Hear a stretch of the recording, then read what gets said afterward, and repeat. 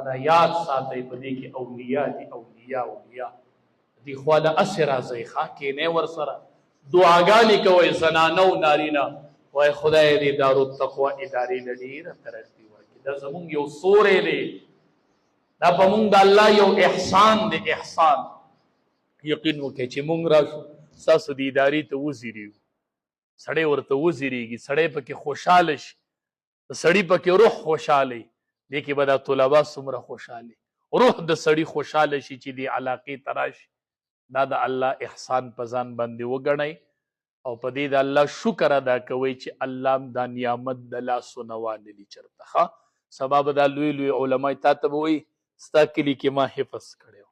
ستا کلي کې ما علم کړی و پلاني سن کې زه ستا کلي کې پاتې شوی وم زه چې اوس بونیر کې باجکټي کلي ته لاړ شم مال ته حفظ کړی باجکټي کلي سکول والا کلاس فیلو مې خواله راشي نو ته ما دې کور کې وظیفه غوښتې ده دې کور ته وظیفې لتلی دې کور کې مې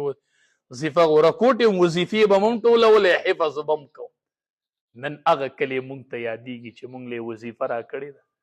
مونږ حفظ هلته ما کړی و او د باجکټي کلي وظیفې به م راټولولې نن چې هغې کلي ته زه ورشم هم ستاسو د کلي په روټو مونږ حفظ کړی ستاسو د کلي مونږ سره احسان دی نو په دې د الله شکر ادا کوئ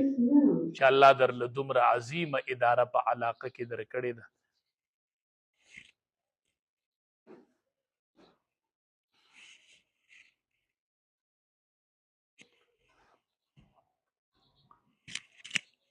اسې نه چې دا نعمت هم الله د لاس نه والي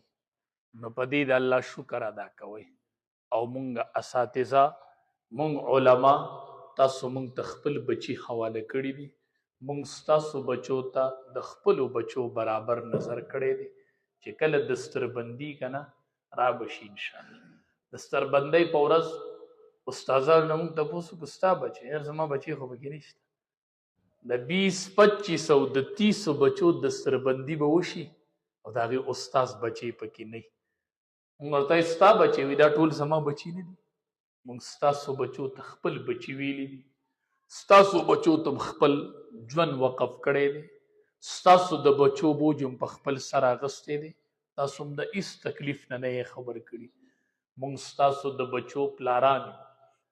مونږ